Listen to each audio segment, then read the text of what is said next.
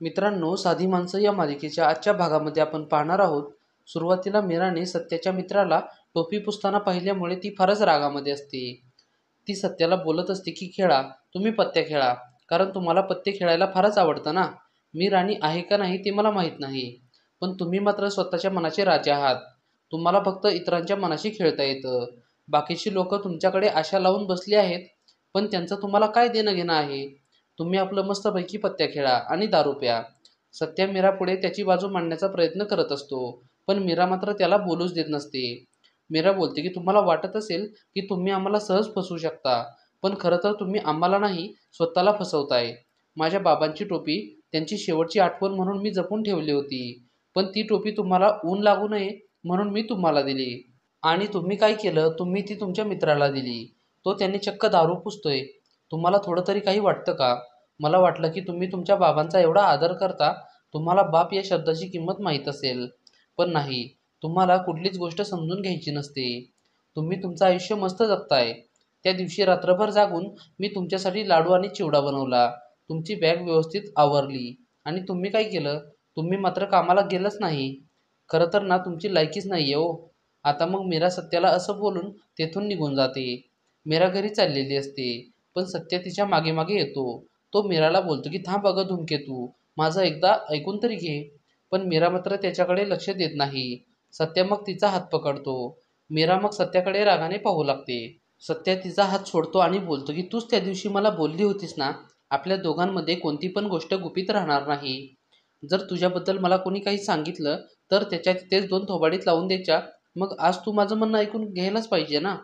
आजूबाजूला बरीच माणसे जमलेली असतात, त्यामुळे मीरा सत्याला खुणवत असते. सत्या मग आजूबाजूच्या सर्व लोकांना तेथून हाकलून देतो. तो मग मीराला बोलतो की मी त्या डायरेक्टरला घेऊन कामाला गेलो होतो आणि माझी मी गाडी चालवत होतो, पण तो डायरेक्टर एका मुलीला हिरोईन बनवण्याचे आमिष दाखवून तिच्याशी जवळीक करण्याचा प्रयत्न करत होता. तो सारखाच तिला त्रास देत होता. मी मध्ये मध्ये विषय बदलण्याचा प्रयत्न केला, पण तो मात्र परत त्या मुलीला सारखं सारखं चिकटतच होता.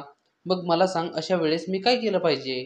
मीरा बोलते की त्याच्या कानाखाली दोन वाजवल्या पाहिजेत आणि त्याला पायाखाली तुडवला पाहिजे. सत्या बोलतो की मी पण तेच केलं. त्या डायरेक्टरला लय हाणला. तो मग पळून गेला.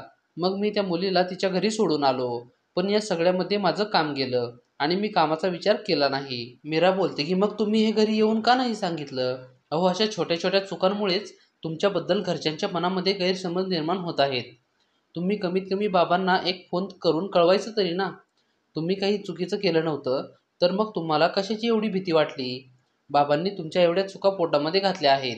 तुम्ही एक चांगली गोष्ट केल्यावर त्यांना अभिमानच वाटला असता ना. सत्या बोलतो की पण मला त्या निरूपाचं बोलणं खरं होऊ द्यायचं नव्हतं. तू तर बघितलंच असेल की ती कसली बाई आहे ते. मीरा बोलते की बाई नाही, ती तुमची आई आहे. आणि तुम्ही हरलात म्हणून काय झालं? हरणं ही चुकी नाही, पण ते खोटं बोलून लपून ठेवणं हे मात्र पाप आहे. आणि मग मीरा तिथून निघून जाते. आता मग काही वेळाने मीरा एका बाकडावर रडत बसलेली असते. तिला मात्र फारच वाईट वाटलेलं असतं. मीराच्या आईला फारच खोकला येत असतो आणि तिची बहीण तिच्या आईला बोलते की आई, आपण दवाखान्यामध्ये जाऊन येऊया का? पण मीराची आई दवाखान्यामध्ये जायला सुद्धा नाही बोलत असते. मीराची बहीण बोलते की आपण ताईला सांगायचं का? मी तिला बोलवू का? पण तिची आई नको बोलत असते. मीराची आई निघून गेल्यावर तिची बहीण मीराला फोन लावतेच, पण मीरा मात्र तिचा फोन कट करते. इकडे सत्या मात्र परत त्याच्या मित्रांकडे येतो आणि मग त्याचे मित्र त्याला बोलत असतात की अरे सत्या दादा, वहिनी फारच रागात गेली रे. सत्या बोलतो की तिला फारच वाईट वाटलं आहे. ती फारच साधी मुलगी आहे. बिचारी फार रडत होती. सत्या मग त्याच्या मित्राला पण फारच खवळतो, ज्याने मीराच्या बाबांच्या टोपीने दारू पुसलेली असते. सत्याचा मित्र बोलतो की बहिणींनी जर घरी सांगितलं ना तर काय होईल? सत्याला मात्र आता जाम टेन्शन येतं. इकडे निरूपा कोणाला तरी फोन करते आणि फोनवर बोलत असते की लई दिवस झालं कोल्हापूरला येणं झालं नाही, पण पंकज येणार होता ना तिकडे, तो आलाय का हो तिकडे? इतक्यात सत्याचे वडील आणि भाऊ येतात. ते बोलतात की मीरा कुठे आहे? तिला बोलव ना पटकन. निरूपा बोलते की काय झालं? सत्याचे वडील बोलतात काही नाही ग, गरमागरम समोसे आणले आहेत. निरूपा बोलते की मग आपण खाऊया ना. ती काही दिवसभर खादाडतच असते.